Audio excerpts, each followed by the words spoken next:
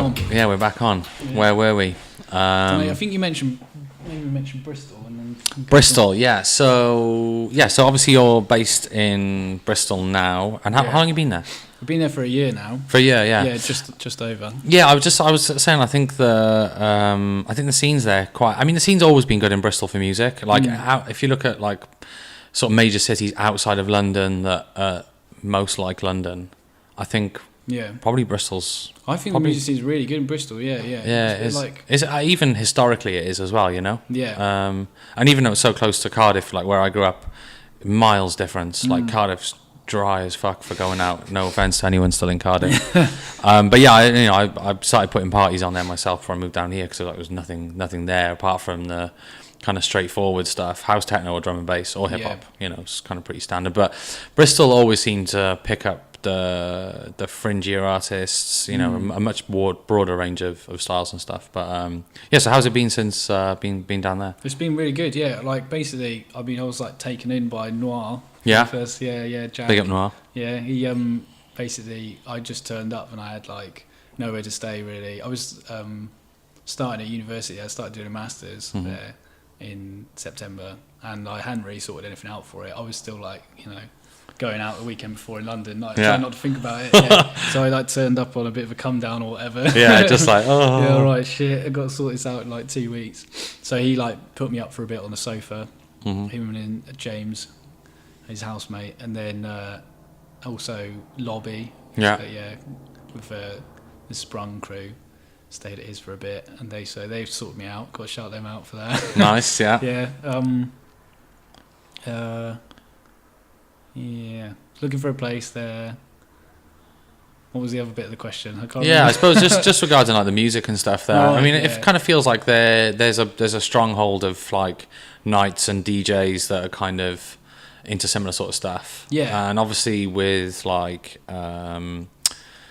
what is it? Motion that puts on like, I mean, they put on quite big parties like, for outside of London and stuff like that. So yeah, I think that the thing that I've noticed about the sort of scene there, or not the scene but then venues and stuff, is like it's kind of as good as London from where I'm standing, because it's kind of there's the same amount of independent places, like really independent sort of music venues that there are that are good in London, like as far as I know. Well, yeah, I mean London's hardly got any. Yeah, it's hardly got any now, which is crazy. But like, it's mad, it is mad. And like the places that were independent, like places like the Flying Dutchman, where we put on ETS last year, they were like fighting so hard or so worried about getting their 6 a.m. license taken away that it was kind of ruining elements of the night, like, oh, really? So their security are like well overzealous, and they kind of kind of starts to filter people in. Worrying about the sound levels, or the sound was alright, but kind of other things about the sort of street and the neighbours, where you're so anxious about losing that license that it becomes like kind of defeats the point of doing it, and I feel the same about Dalston sometimes. It's like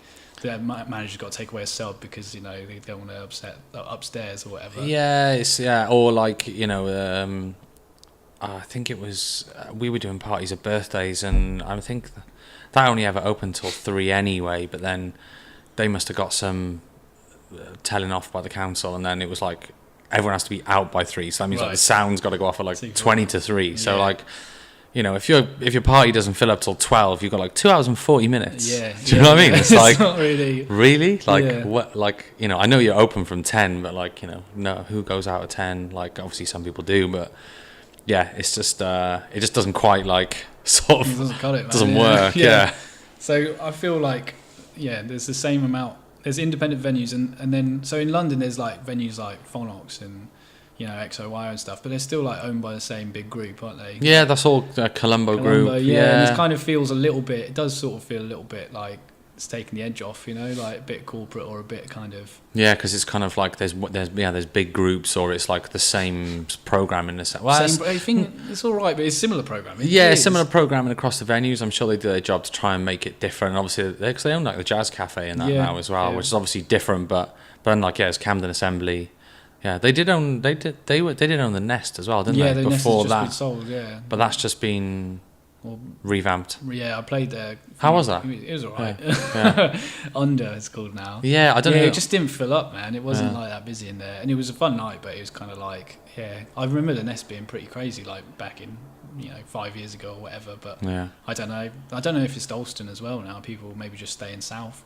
Yeah, that's true. I mean, there's a lot of new options south, and then there's seems to be more people pushing to do stuff in Tottenham, the Cause and Grow. Yeah. And then you obviously got Hackney Wick as well, which is a kind of little microcosm of its Can own. be, yeah. But then you've got like, is it Bar 90? What's the big one? Bar 90. the big sort of commercial bit of that, and then you've got the warehouse bit still just going. Still and then just... all the weird like tree forest parties and stuff like that. But yeah, so I was saying about like Bristol feels like they've got as many good independent clubs as London, but in a sort of more confined area, which is great, I think. Yeah.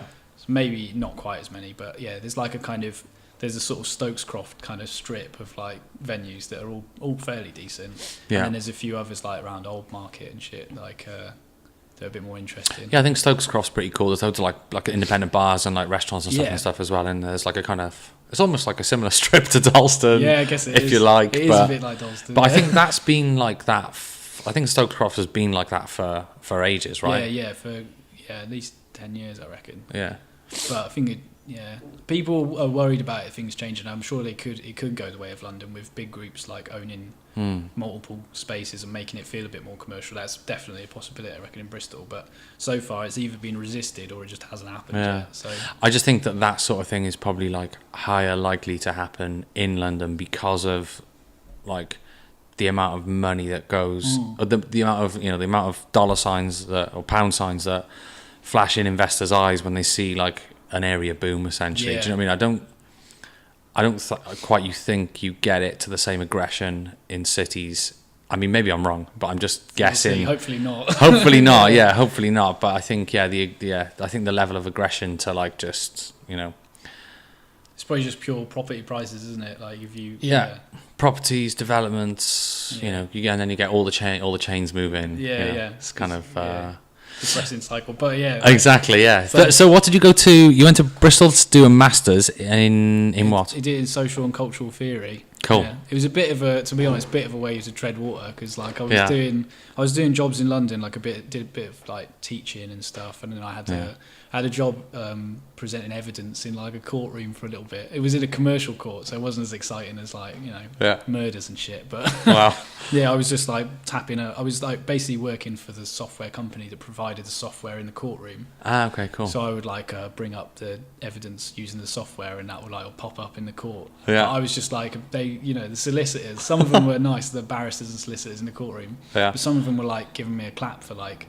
They were like, "Oh, you open spreadsheets so well," like. Oh, really? Yes. Yeah, commend your spreadsheet opening. Commend my spreadsheet opening, and I was like, you know what? Like, fuck it, I'm better than this. Like I should have been doing something else. Like, I've always had to take jobs in London to sort of like keep myself afloat. So I've never been able to like step back and be like, okay, what did I want to do? Yeah, exactly. Like, maybe I would have like, tried an internship or something if I'd maybe been able to, but it's kind of like I'd rather do the music and supplement it with something with other stuff. Yeah. So, but I got to a point when I was in London, I was like, well, I've got to do something that feels a bit more towards some long-term goal other than music as well. I can keep doing that too.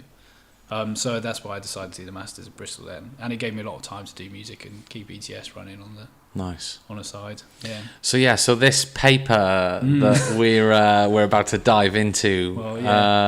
So what was was this what you had to hand in as the final kind of? Yeah. Okay, cool. So was this a 10,000 word? It was 15,000 words. Yeah. Wow, So, effort. Yeah. So how long did it take to write? Was it almost a full year or? No. Yeah, the full year. The course was a full year. Yeah. But I didn't start you don't start this stage until like January. Okay. I didn't really start it till like till then. April, May. Yeah. Because I was doing bits of reading for it, and like thinking about what I was going to do. I had before I went, I was like, because I think that like doing a master's is a bit, especially something in social cultural theory, is so like it's basically like doing another English degree, which is what I did to start with. It's not. It doesn't make you any more employable, really. It's not like. Sure, I mean, I'm sure you're you've got more knowledge in that subject than most people. Yeah, but that's kind of like sometimes it's by the by for like employment, isn't it? It's true. They want like experience, or they want someone who's done an internship. So I kind of did it for myself, like more than for like a kind of career prospects in some ways. And I was thinking like, what can I do that's gonna like I can talk to interesting people and like research something that actually like affects me a little bit. Yeah. Well, a lot. So Yeah. you know, I was thinking, well, why hasn't music made me that much money so far, or where is looking at the economy around looking at the economy and thinking Yeah. about it, because I had been interested in that for a while. So I wanted to do that from the start of doing this masters. I was thinking already, like, this is what I want to look at when I get there. And originally I was thinking about doing it on blockchain, because I was like, so much hype about that. And you Yeah, can't, like think about the currency. economy. Cryptocurrency. Yeah. But when I started looking at that, I initially spoke to Matt Dryhurst about it, who's like a artist in Berlin and like technology kind of guy. Yeah. And he was like, oh, you know, the blockchain is interesting, but it's not the main thing in this kind of like music stuff. It's kind of how you can use technology, or decentralization. That was the thing that he sort of put me onto then.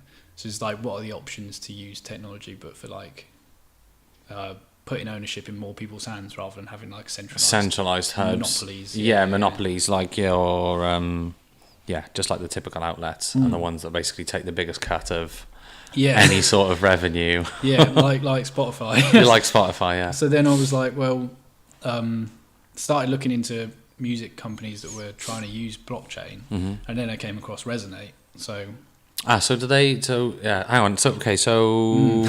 Tell us, hang on, there's so many different, I feel like I'm at a junction and there's about 10 or 15 different signposts.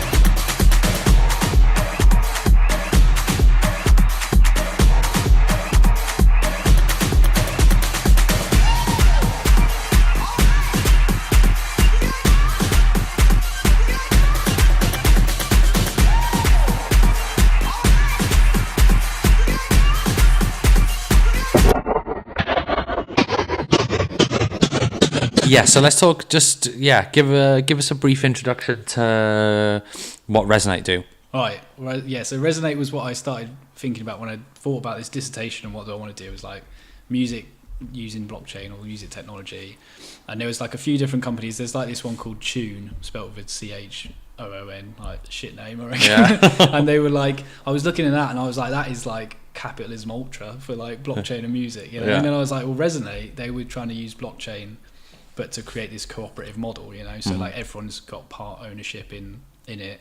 And I was like, well, that's what I like, you know. So I was thinking, well, maybe I'll do like more of a case study of that and just sort of concentrate on one specific company that's doing something good. Yeah. And then the sort of blockchain element kind of fell away a little bit from what I was into then, what I was researching, because blockchain really is like, despite all the hype about cryptocurrencies and there's, you know, currency market going up and down, it's kind of got fixed now in a bit of a weird direction where it's just like speculative investment for a lot of people. Yeah.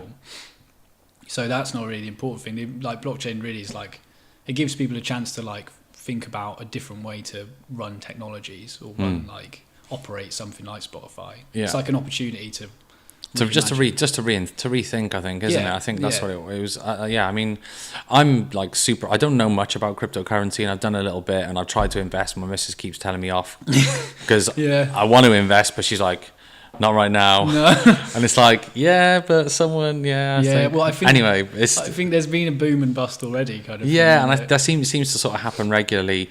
I watched one of the documentaries or whatever that was on it on Netflix, maybe, and I do think it's great, and I think that, you know, not any form, but forms of decentralization excite me. Yeah. And ownership, like, or, you know, to have more ownership over, you know, my things or the things that I try and represent or promote, whatever it is.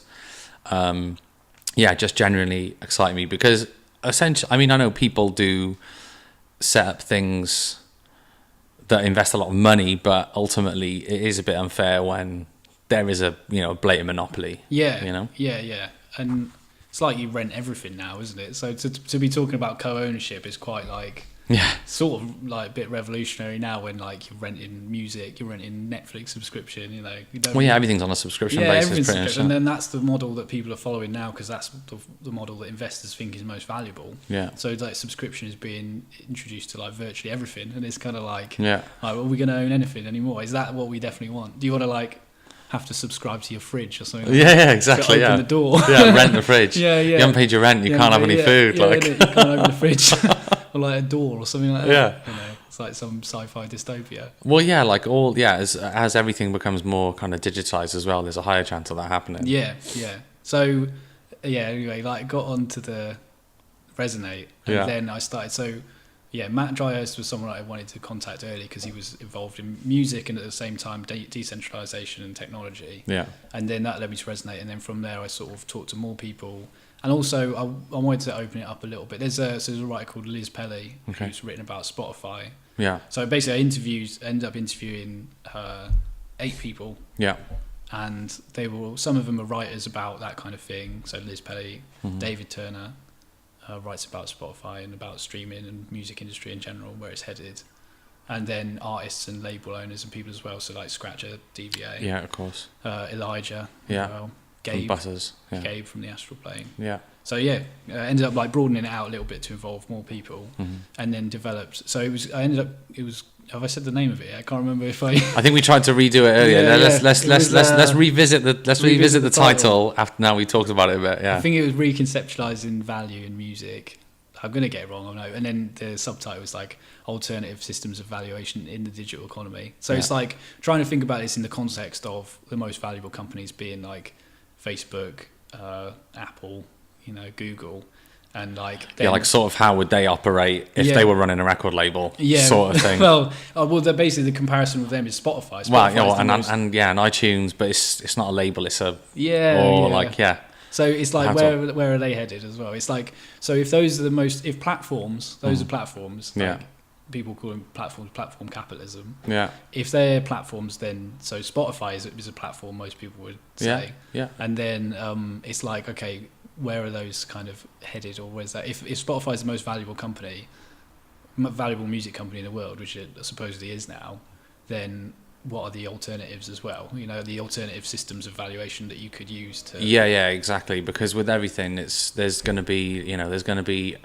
there might be a few more Spotifys that do make it, some that don't. Then there'll be some alternative methods. But then, ultimately, hopefully off the back of what we're discussing now, we'll see something else exciting. Maybe Resonate is going to be a good opportunity for independent artists and people to have more ownership of their music. So I broke it down into like 3 sort of case studies then. It was like Spotify, Bandcamp and Resonate. I probably would have like looked at more things, but got to keep it focused, and you already had a big task on your plate. So I spoke to people in the Spotify section. I was sort of focusing on some of Matt Dryhurst's critiques of that kind of thing, not Spotify itself maybe, but about centralized monopolies on music and art and stuff like that. And then Lvlsvryhi she's written loads of really good articles about Spotify specifically and about music streaming and that kind of model for. It's like the Uberization of music, okay. Is it what? Yeah. We've got these little independent contractors sat in their rooms who then upload their music to Spotify. This is something she's talked about. Is that the future that we want? And like, if you're into independent music, do you want to like put your weight behind something else? I suppose. So Bandcamp is something that I'd liked for ages, and it's been like it's an amazing platform. It's been massive for especially people like us, like making small labels and just selling music independently.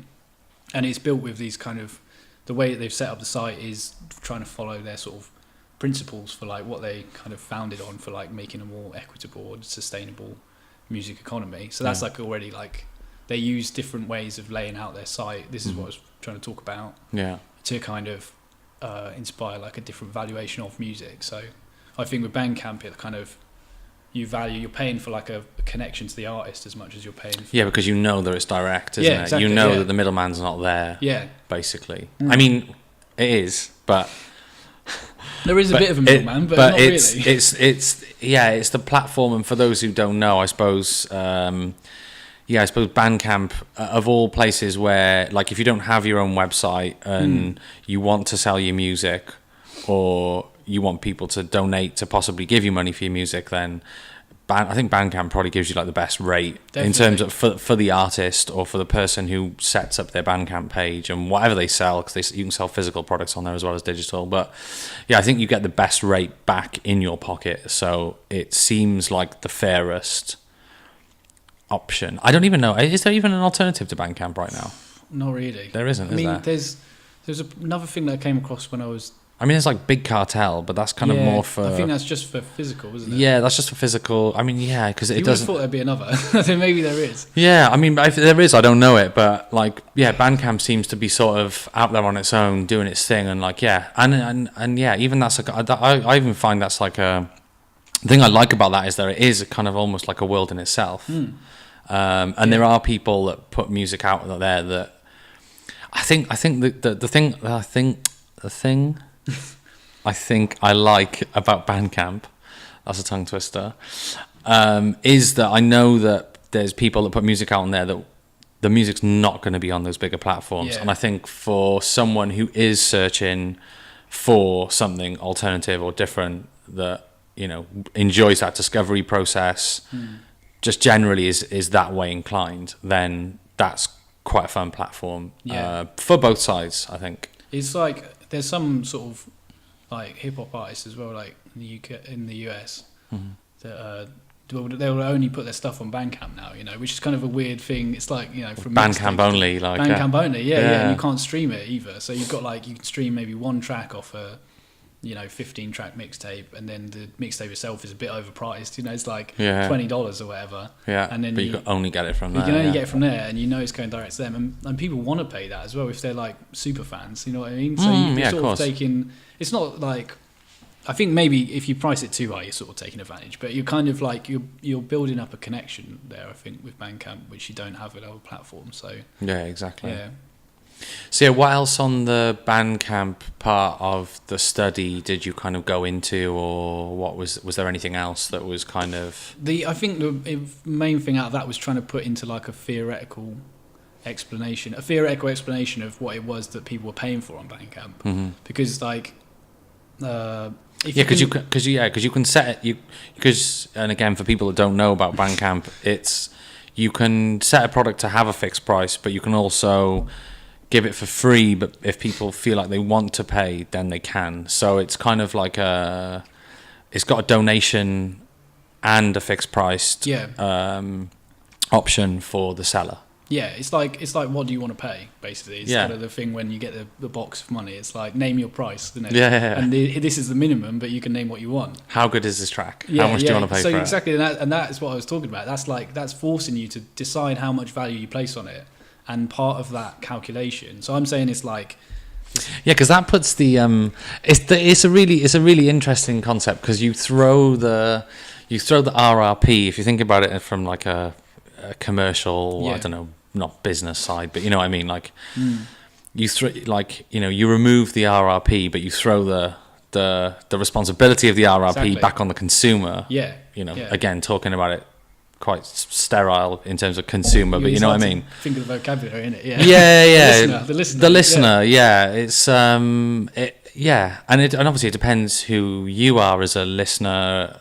You know, if you're a DJ or whether you're just listening for pleasure, and kind of like it makes you think about the music a bit more. Yeah, well, this is rather than just like, you know, just for example, if you're on Beatport and you're just chucking loads of stuff into cart because you know the MP3 is only 99p or whatever, or you can just about play that one, you know, fitness set. Like you sort of you rationalize your choices differently. So this is to put it like in more. This is part of my thing, was to try and put this in more theoretical language, you know, and to try and think about. There's like people doing sociology and economics, and they were talking about, you know, you've got calculative and non-calculative exchanges. So like the calculative is the one that you're talking about with this RRP, and the kind of, where the onus is like, back on your. It's kind of like, what is this going to give me for, you know? So the price is this, and this is what I get out of it. And then the non-calculative, which was a bit more like a gift. You know? You can give that amount, which is the same as the calculative side, or you can say, well, what's this worth to me, and what am I? It brings in more social elements of like, what does the artist need out of this? You know, like, do I want to give them something more to support them for the next one? Yeah, and that's exactly. why. And so they was trying to theorise why are people paying £3 when it's free? You know, Yeah, it's exactly. because of this sort of all the social elements that Bandcamp introduces, like the directness of the payment and the kind of the artist having their own storefront, which you haven't got on something like sort of Spotify or iTunes. You haven't got like a No, I don't think you can't. space. Yeah, I don't. Yeah, I don't think they haven't yet. I don't think you can Might- like yeah, you might can't do, like yeah, but you can't like reskin a No, page or an no. area that's just got your branding on it. Yeah, and then you also get emails with like you can leave a comment on the track right there in front of people to say this is why I bought it, and you get email updates from people telling you about the purchase that someone you follow or one of your friends has just made. Yeah. Maybe you get the similar stuff on Spotify, not sure, but like it's all these social elements that Bandcamp introduces that I was saying takes it away from this calculated purchase to like a non-calculated gift giving maybe sort of relationship. It feels like a. I mean, I don't think I've ever talked through the my purchasing process for music. Yeah. I mean, apart from talking about record shopping maybe, but like, and I don't even do that much of that anymore anyway. But like physical records, but yeah, it's just talking about it now. It feels like actually feels like a nicer way to to try and consume evaluate it. to try and evaluate it, to consume the music, like the process. I feel like it's a nicer process than just kind of click, add, check out. Yeah, it's a bit more humane. Yeah, it's humane.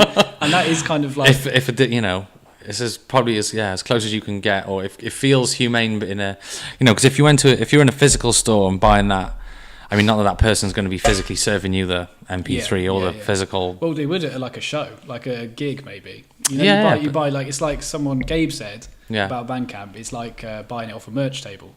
Yeah. When you go to a hand gig, the money straight over to the artist, and so you're like, why am I buying this? Like, I could probably get this for free on the internet or something, Yeah. And you're like, well, I want to support you. That's what you're saying with the money. Yeah, and that's why you're there, and it's the connection to the people that you like and enjoy and want to be kind of a part of, isn't it? Yeah. So that's a sort of correlation between maybe a physical space, buy merch at a gig, and Bandcamp, which is something that Gabe said when I was talking to him about it. Yeah. From the Astral Plane. Yeah. Anyone else say anything that you can remember off the top about the Bandcamp scenario in particular?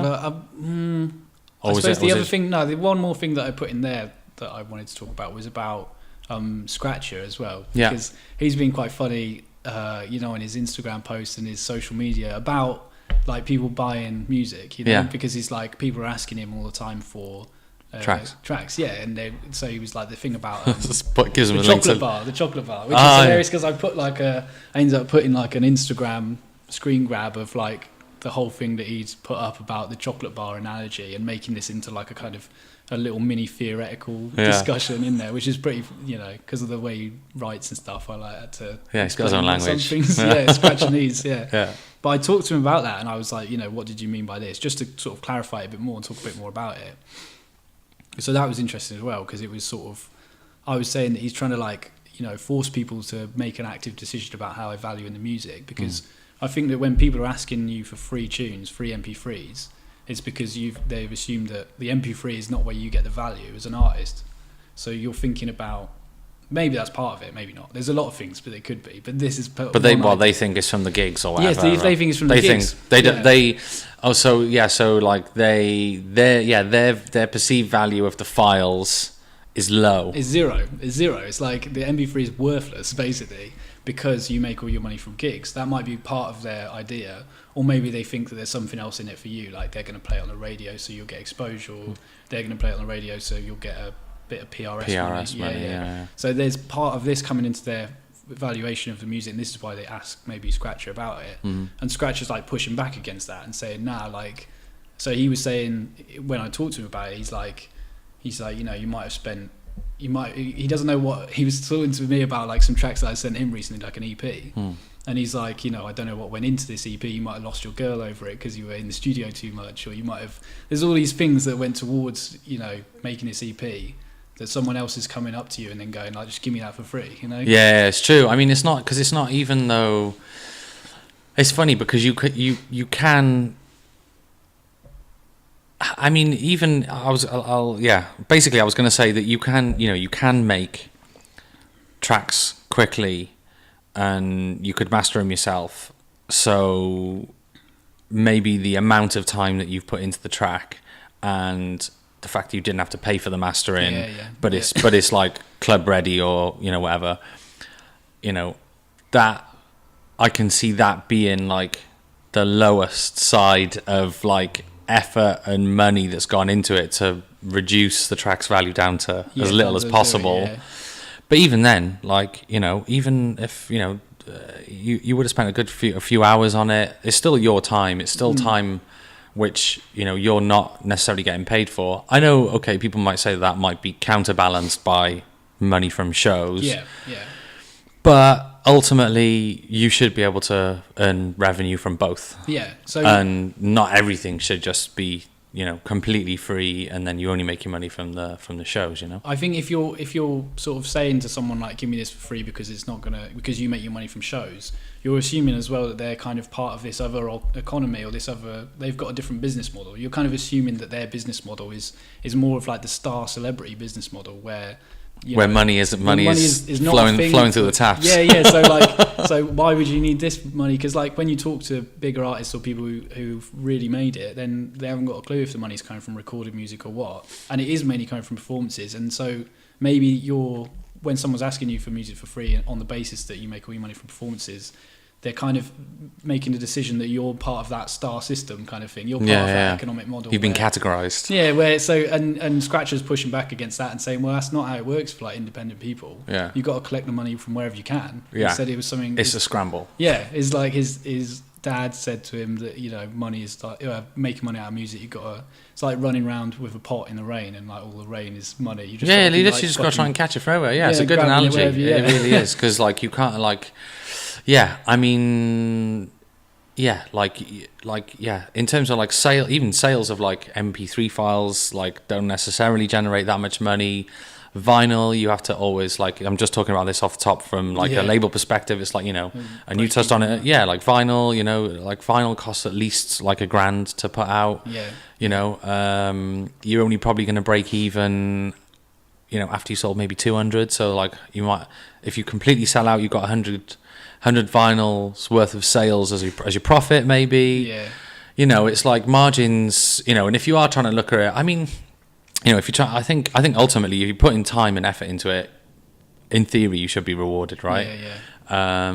It's just it's tricky, and it was only after, I mean, I didn't know from the beginning about like publishing, licensing, and I'm only just really starting to learn more about that now, and like kind of been running a label for a good few years, and it's like it's a minefield. It is a total minefield. And then obviously there's PRS as well, and it's like like you said, you literally just got to try and kind of collect the cash from wherever it's kind of popping up, really, but also knowing and finding out about, like, I suppose it kind of goes back to the ownership thing, like, the ownership of your music and what you can do with it and all those other things, isn't it? I think he's saying, if you consider yourself a fan as well, if you consider yourself a part of this independent music community that we're in, then you should be investing into it with your money instead of spending it on a Snickers bar or whatever. Exactly. It's like £1. It's like it's not that much to you. So if you think you're a fan now, then you should be buying it. Not just getting it for free. So that's like an alternative valuation system again, is what I'm saying in the essay, is that it's another way of looking at it. It's not the mainstream way of looking at it really anymore in terms of what MP3s are worth. Exactly.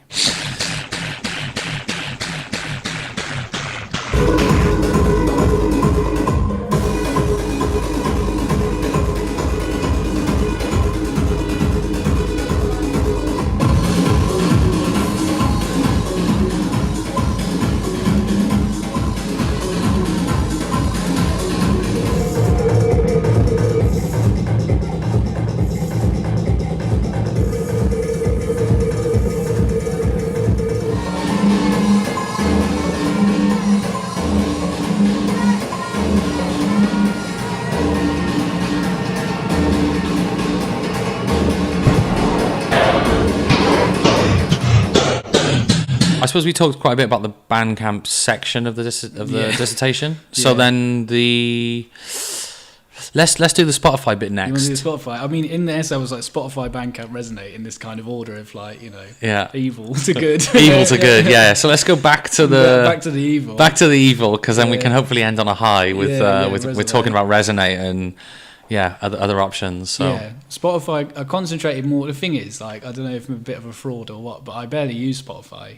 same. I hardly So I'm use like, Spotify I'm as well. writing an essay about part of it. So what I ended up doing is concentrating. Yeah, I know. So I concentrated more on like what people were saying, and what people were doing and saying to kind of alter the mindsets of people about Spotify. Yeah. So I like looking at the studies that have been done so far. Yeah, because and I mean, surveying it Spotify's so from that big. standpoint. Yeah, I'm probably the first person, maybe not, that's academically looked at like Bandcamp and Resonate or something. Yeah. But Spotify, there's already been people, some academics, and then Liz Pelly, sort of journalist and researcher in it, and then Matt Dryhurst more about like On the tech platforms side. in general, and the tech side.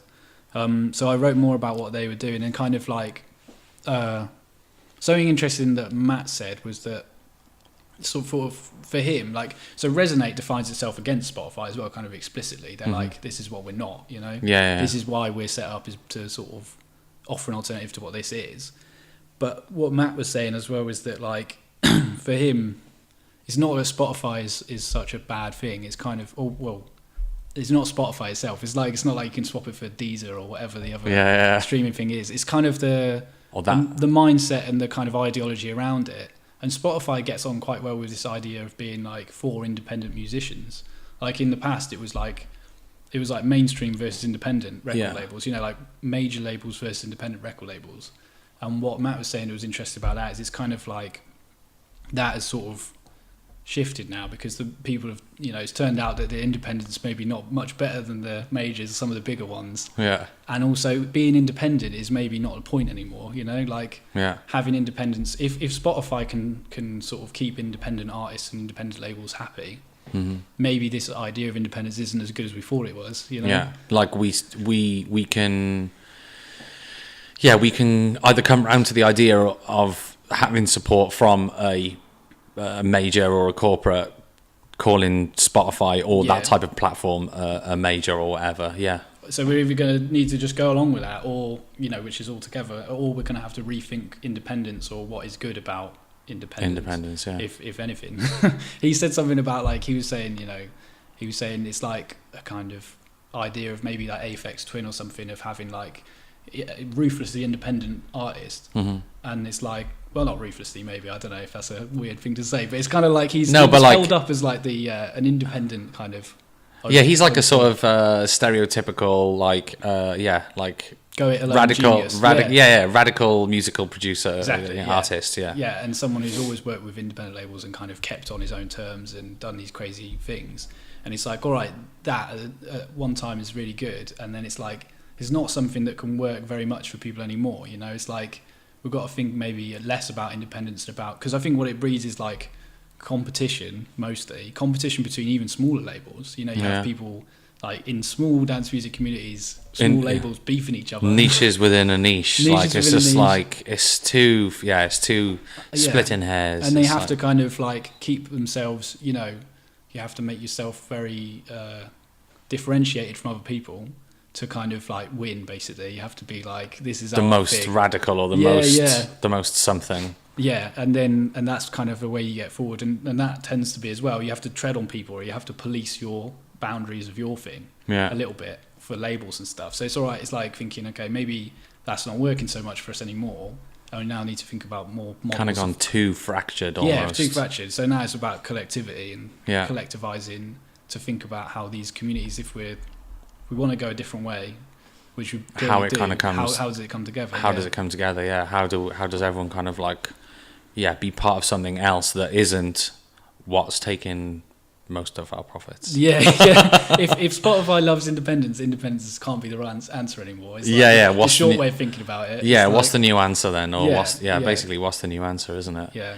Yeah. It's and I suppose it was the most recent announcement a couple of weeks ago with Spotify about artists being able to upload directly. Yeah, and then now, pitch their stuff to playlists. Or whatever. So that basically means well, it doesn't mean, but it suggests the lack of requirement for a label. Yeah, cutting out and a distributor. It's not automatic that those things will happen, because like people have been saying since, as a sort of kickback to this idea that, you know, labels are no longer going to be important. People are like, well, this is why labels are important. You know, they curate, they sort of give you a way of kind of shaping your sound and, like development, defining it, and kind of like marking out what you are to the press as well. But then, I think that it's a possibility that we could just see more and more. I think that Liz Pelly was arguing that potentially the end game of Spotify is to just drop out labels altogether.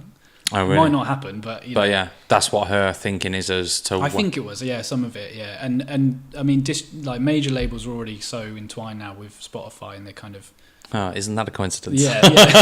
It's kind of like, well, how far off are we from some sort of takeover or kind of I don't know, something like that. So yeah, it's funny.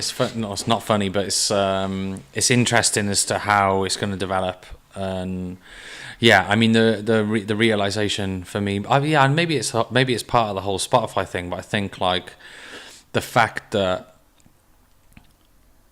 it kind of feels like, and maybe DJs are an exception, or maybe DJs might not even be an exception, because I'm sure I saw something about the recent integration of like being able to stream SoundCloud into DJ software or something. Or Spotify, so basically you can basically just presumably it'll be a CDJ that just links to the cloud, and you log into your crate via the CDJ, and you could DJ without any USBs. But what I was trying to say was that the fact that even MP3s and the files themselves it's definitely. I feel like definitely the future is that people won't and it goes back to your subscription things, like you'll own less. Or the listener or the end person will own less. They'll still be able to enjoy. But the ownership thing is. But the ownership thing has like completely changed from. I mean, obviously people still make vinyl physical formats, so maybe there's more options than ever. But I think the future of the majority of the population is non-ownership of music, of something. I mean, people are. I mean, maybe this is for like, I don't know, 2 more generations ahead or something, but or maybe not. Maybe in 5 years, no one's gonna own any files anymore. Even the subscription thing. Well, just even like, subscriptions and cloud-based storage essentially are kind of huge things that are affecting all of this, aren't they? Yeah. I think it's not like no one's going to own anything anymore, but it's sort of like it's kind of the dominant model tends towards that. So that's what I can see. The future's going to be, and hence why I was saying about like being able to DJ without your USBs, and that's why I was thinking, DJs might be the only exception. But this is something that I was discussing as well. This might lead us into the Resonate bit, because it's kind of like the DJs being the exception thing was like. That's something that I wanted to argue, because I don't think they will be forever. But there's still now amongst like independent communities of music people is the need to like just own the MP3s to DJ. So it won't last for that long, I don't think, potentially, because I know I read recently about that SoundCloud and Rekordbox potentially linking up. And that sounds terrible to me, because it's like that's going to take away the only Bandcamp revenue we have, really. If you just like upload to SoundCloud and that's what you expected to do, I'd have to like cut off SoundCloud, Exactly. It's like how does that work? It's hard trying to project it all out to see kind of where you, not as a listener, kind of like fits in, or like as a label or as a producer, like how's this going to pan out for me? Because again, it's quite easy to get whipped up in a frenzy with new things, and it's like, actually, you kind of need to think about what the next move is here. Do you know what I mean? So I was saying that the DJs, I think, for now, are like a community that are going to have to think about it.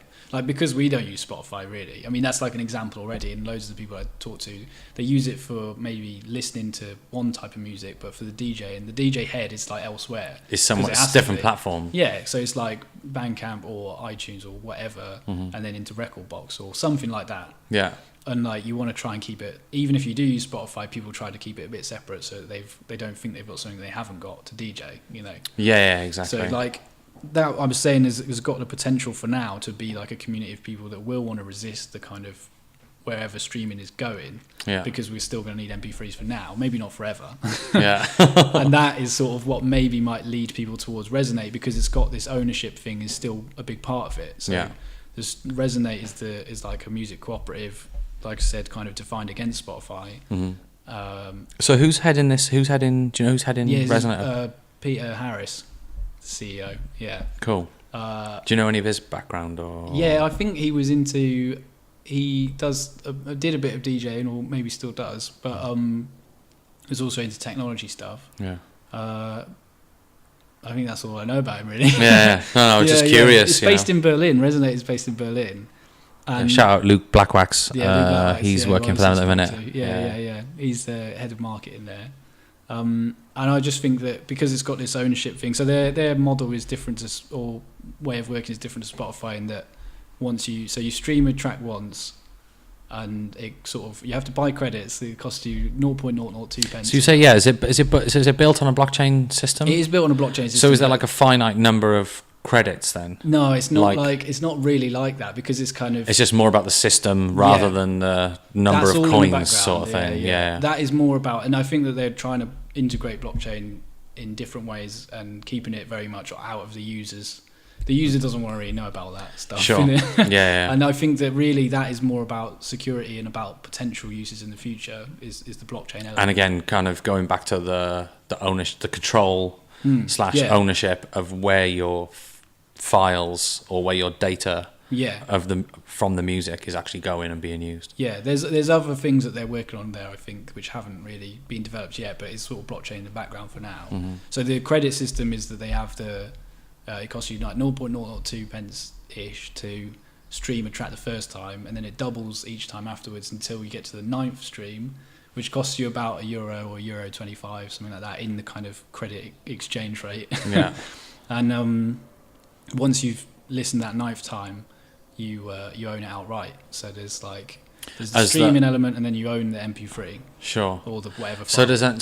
So does that file become like an automatic download then, or? See, this is the thing that I've used their system a little bit, but I'm not sure how that works at the moment. And I think that they. Yeah, I honestly do need to, Luke, if you ever watch this or listen to this, I do need to get involved with this for the label. I've gone quiet on you, but this conversation is bringing it all back up. But hopefully jog a few people's memories about it. Yeah, exactly. And if anyone is listening or watching when this comes out that is interested, please go and check out Resonate and kind of what it stands for. As it sounds like it could be a potential good alternative to the other platforms already out there at the minute. Yeah, and it's things like what they want to do as well is like, I think, have a music community around it that is like consciously not up for this like streaming and lack of ownership, and also then a community of people that you can build more stuff on top of, Yeah. So like with the blockchain thing, I think some of their ideas were like you could have kind of use it for DJing, so you could have people getting royalties through blockchain payments from. So is that through Resonate? This is through Resonate, but this is just an idea for the future. It's kind of like, I think they're coming up with ideas as they're going along with the main idea. Yeah. So would that be I'm presuming that whole PRS thing happens through Rekordbox anyway, right? Doesn't it? I have no idea about the Rekordbox and PRS connection. I don't know if that works like that or not. Yeah, I'm sure there's some. And again, I should know this because I've got Rekordbox, and I'm sure there's a link between Rekordbox. Maybe not in PRS, but I'm sure there's some licensing involved, because obviously, because Rekordbox is and again, for those who don't know, Rekordbox is software for mainly DJs, I guess. I don't know anyone else that uses it, but it's a software program that you load onto you've got it on your machine, and you load it into USB and use it as an interface to catalog and categorize your music. Essentially, it's like a tool to categorize, really.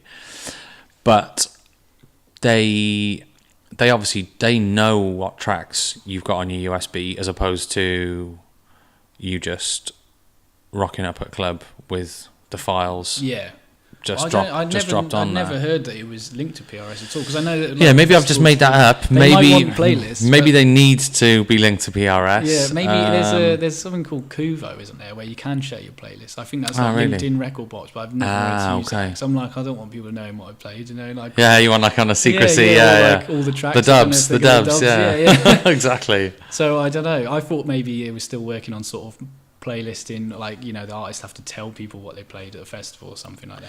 Yeah, because I'm still actually a bit unsure as to how, because obviously venues have to pay PRS licenses.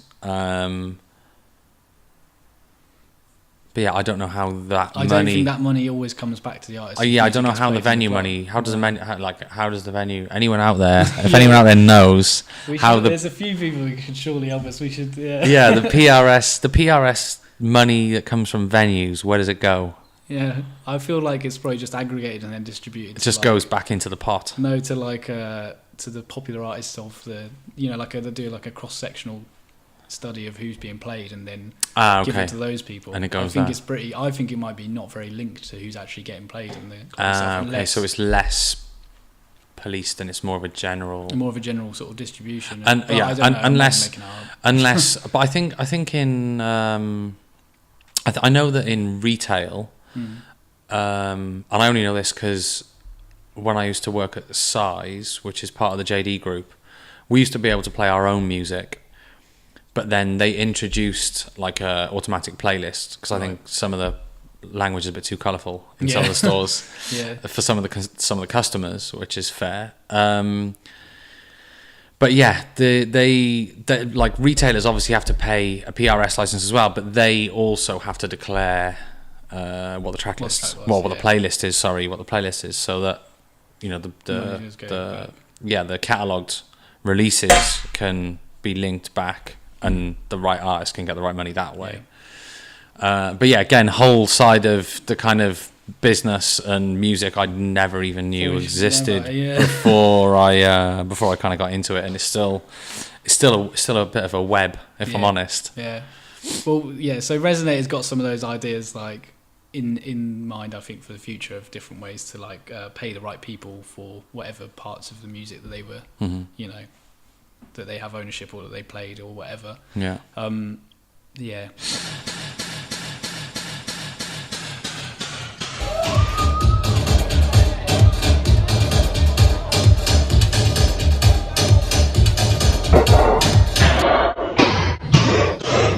Any other bits on Resonate?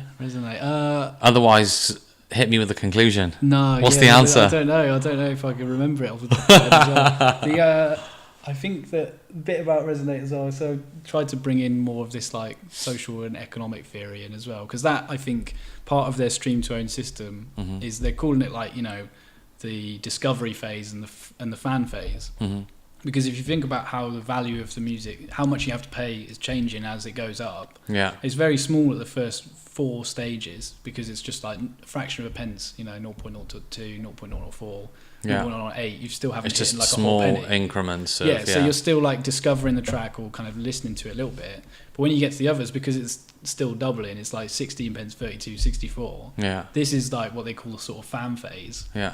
Which is when you've listened to, if you've listened to the whole track like 5 times, at this point surely you're into it. You like it. Yeah. So it would be stupid to say you're still trying to like discover whether or not you like it. Cause, at that stage. How much do people even listen to tunes at the moment? If you're just listening, maybe if you got access to so many albums on Spotify, you might listen to it once. Yeah. And never again. Yeah, exactly. Even if you liked it. I don't know. So they got the discovery phase and the fan phase. So this is...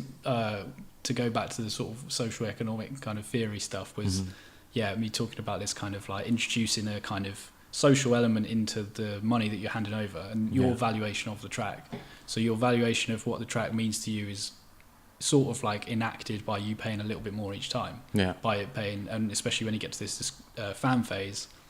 So now you've developed like a social relationship with the artist and it's reflected in kind of the system of valuation that they're trying to put in there. Yeah. So that's about that, and then going sort of off that is sort of some of Matt's ideas about what he hopes that a community organising around this kind of more equitable system could then develop from there.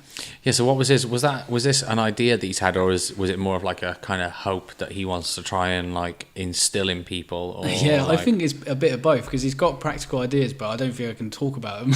Yeah. Because he's got there's stuff that I think he's thinking about publishing, about talking about. So I've got to leave that to him to work it out. But yeah, of course, yeah, can't blow his cover. Yeah, the scoop or whatever. Yeah, exactly. So he's got ideas of ways to use models from maybe more capitalist enterprises for a better purpose, for like collective ownership, for independent artists, for or independent like artists, So this is something that I think he's hoping to be part of with that. And just I suppose overall this is kind of like the essay is also about sort of technology and the social, and being like, once you have like once these systems such as like Spotify, such as streaming, become embedded, you sort of got a limited amount of time to like influence the way that the technology comes out before it actually just cemented. Yeah, because it gets cemented. There's an example that I was reading about of kind of roads in I think it's in New York and New Jersey, where they have the parkways and then they have the sort of freeways. And the freeways are the sort of roads that you go on for like, motorway type things. Parkways were supposed to be the leisurely drives that end at a park or a beach. And there was the guy who sort of engineered and designed these was racist, right? So this was back in the day. You know? And he designed them all so that the parkways, the bridges that cut the parkways were so low that you couldn't get a bus to pass through. So the idea that he had was that they wouldn't be able to, so poorer people, black people, whatever, in New York, New Jersey, wouldn't be able to access the parkways, and that would keep them off the sort of... What the hell? Yeah, so this is like an example of like, but that has effects now today, and it's kind of like, once you install this bit of technology, it has these repercussions on the social that way outlast the person who came up with the idea, or anything that they were influenced by, and then it has these other effects. Yeah. So this is kind of the stage that potentially we're at with music. I mean, the thing is, the music platform seems to change so much anyway. Maybe we aren't at like a crucial jump. Really, I don't know. But maybe we are as well. There's kind of like there's ways that it could go now where you have to be like, where am I at? Do I want to be on the Spotify independent artist side? Yeah. Or do I want to think about collectivity and get a different together? I don't know. I do think that we're on a part of a tipping point with it, definitely, especially with the way, like the rise and the popularity of streaming and stuff. And like I said, I've already thought this year more than anything about like, that streaming being the way forward, and people don't necessarily have to like, or won't be necessarily buying things per se. It'll be a subscription and they can get unlimited access, or whatever model it is, But yeah, there's got to be a better way. Yeah, there's got to be a better way. Overall, yeah, I think collectivity, and this is something I didn't mention before with like what I want to do in the next year or so with ETS is to try, and with like other promoters and stuff, is to try like, if we've got like, I know a lot of people at similar stages now with labels and with parties, and I want to try to link together more with them and try to do like, exchanging artists, and not trying to like sort of charge people lots of money to do a party that's kind of helping the scene. Yeah. And it's all like maybe clubbing together a bit more rather than trying to keep this ruthless independence or marking yourself out differently. Yeah, exactly. Because people already do it behind the scenes, but it's making it maybe more. Yeah, a bit more of like how everyone operates and kind of doing things together. Yeah, no, definitely. Because otherwise you just you end up just sort of just like we were saying earlier, everyone just kind of like becomes more and more fractured. Potentially, yeah. And which leads to only one path and there's only you on it, right? Do you know what I mean? It's like, that's about as fractured as it gets, which is great, but either you're going to be a star, or the majority of people are going to never make any money, do fuck all out of it. So it's kind of like, that's what the fracturing happens. It tends to be the people who've got the most help at the start that are going to rise out of that. Exactly. And then everyone else is going to lose out, and that is the way it is with that. If you keep this competitive. Yeah, there's something to be said for like sort of trying to I don't know, be responsible to, I don't know, like be responsible with like if you're part of what's going on, being responsible for its growth and where it's going. Like slightly different topic, but there was an article went up this week on like Highsnobiety, which is like a streetwear magazine, media company, whatever. And they were sort of almost trying to say is like streetwear's bubble about to burst. Yeah. And I think I am going to write an article about it on the Trax Couture website, Right. because for me that felt ironic in not a good way, because they're a company that have helped create and push streetwear and certain brands and designers to the levels that it's at now in terms of the way it's crossed over, this, that, and the other. But then if they're calling, I think, and it was actually, I think it was like the owner that had written the article, but he'd referenced like an old philosophy book that was about like bubbles bursting and how they burst. He'd obviously kind of done a bit of reading on it and likened it to the situation that we're at.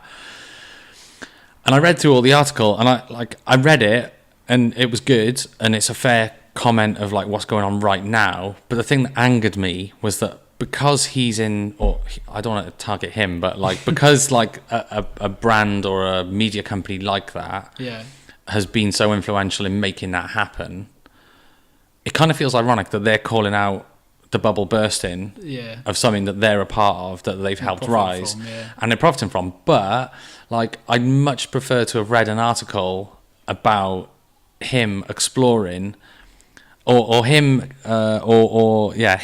like calling that the bubble's about to burst, but how do we develop and pivot to like a more sustainable, like how does everything move on after it, or how can we if that is what's going to happen, which is kind of like where we're at and what we're saying. It's like, if we think something's all of a sudden about to turn a certain way, and we're kind of in it, we can try and influence it in some way. I don't know, maybe he is behind the scenes, but I just it was quite a big article as well, and I think I would have preferred to have read about like how it's going to evolve after that, for the positive, and for it not to be not like a sort this of sensationalist, like and for it not to be this like, I don't know, I don't even think it was implying that there was going to be this big like kind of like dip, but you know, after something reaches its peak, it's naturally on its way down to a certain degree, or it plateaus, whatever. But yeah, just kind of likening it back to, I had to say that then because it was just like, it's been in my head this week. It's like, I think there's definitely something to be said for being responsible about the future of something for the better of the people involved, if you're part of it, basically. Otherwise, you're just kind of in it and you're not really sort of thinking about it, and you're just going through the motions. Well, this is why I wanted to do with the dissertation, is at least like step back and think analytically, because you get to one level and like, I've got like, you know, things are going well now. I'm happy with where I'm at. I've just come back from China, all that sort of shit. Yeah, we haven't even talked about that, man. No, that's cool. We're like we're almost 2 hours in, man. We have to do another podcast or something. But like, you know, so everything's going really well, but it's still like there's one step from being like, you know, you're getting a bit of your name out there to then try and make it sustainable for yourself and like for some of other people around you. And it's like the way that, you know, the way that sort of the mainstream or what the dominant model is just not going to work for me and for loads of other people that I think are really good. So it's like you've got to step back and think analytically and go like, what's the other way? How do we do another way? Because that's not going to work. And what are the sort of things that you can change to make it happen, I suppose. I mean, in terms of I suppose like finance or reward, I think the thing that I'm trying to explore with like the label and other artists at the minute is like kind of like licensing and sync deals and stuff like that. There seems to be, you know, a lot of money in the corporate world with regards to like TV, video, movies, anything that needs like sound associated with it. You know, there seems to be like, you know, healthy rewards in that financially for artists or music producers that can sing some of their music to things like that. And there are people that can sign exclusive deals on that for you. You could try and do it yourself. And again, there's levels to that side of the business as well. That's one thing that like, see, that's like the sort of, I feel like there's three sort of things where it's like performance, recorded music, and then syncing and publishing. And that's one element which has still been making a lot of people a lot of money, and it's something that I've made money out of from like just one-offs, like one of my tracks getting put on an advert Switzerland or whatever, and like doing a few more tracks off the back of that.